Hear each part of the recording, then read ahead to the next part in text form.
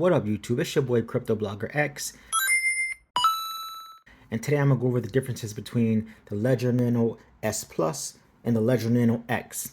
I'm going to tell you which one I recommend. I'm going to go over the hardware, some things that I found that I didn't like, so on and so on. Anywho, let's get started. So the first thing I noticed when I took both of these out the box was the build quality. So starting with the Ledger Nano X, I find the Ledger Nano X, the build quality is not all that. So going around the device, if you take a look, you see this gap in between the device and the enclosure. Now, you may not think this is a big deal, but when it's in your pocket, you're going to hear this all day long. Just rattling. It's just going to rattle all day. Again, it may not bother you, but it bothered me. Going to the Ledger Nano S, this has no gap around the enclosure. When you run or do whatever, if it's in your pocket, there's no rattling, you don't hear any sounds, nothing like that. Next, the finish on the Ledger Nano X, the matte, I'm not a fan of it. Some people may like it. I personally don't like it. It makes it look cheap. You're paying top dollar for this model on the website, and you get this cheap looking finish compared to the Ledger Nano S Plus. Notice how gorgeous that looks. Look at that. That looks nice. You pull this one out your pocket, people are like, yo, what the hell is that? It's all shiny and bling blinging. It's just a nicer overall looking device. This next thing is extra petty, but I'm gonna point it out anyway. So on the Ledger Nano X, they give you a key ring, a key loop, whatever the hell this thing is called, and it basically goes right here. On the Ledger Nano S, it goes on the face. When you put it inside of the Ledger Nano X, you only get a little bit of room to play with. I personally didn't like this. Again, this is being extra petty, but I decided to point out anyway.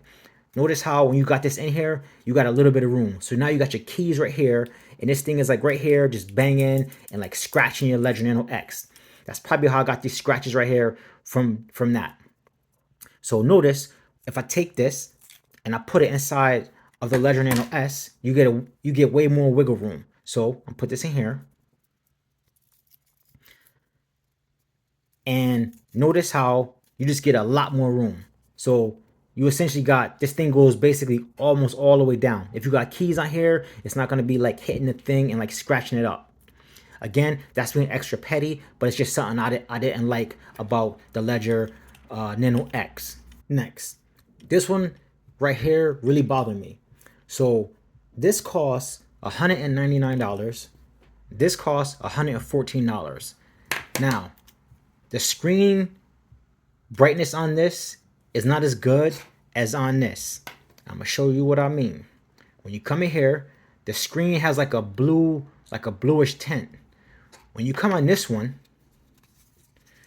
not charged, so let me plug it in. You can see. So get that in there.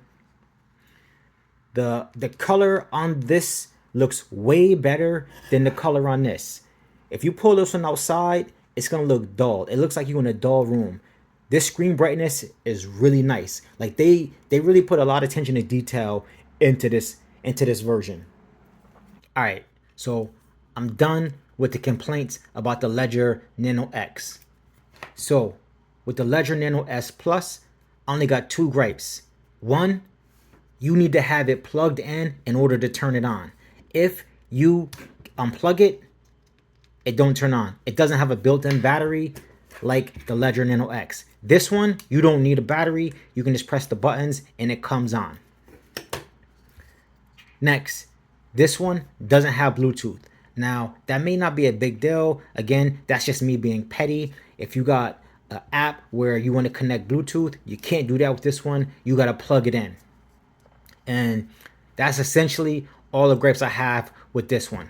So in conclusion, if I had to pick one of these, I'm going to go with the Ledger Nano S Plus. Reasons being is it's cheaper, and the only thing that the Ledger Nano S Plus is missing is Bluetooth and battery that's basically built in.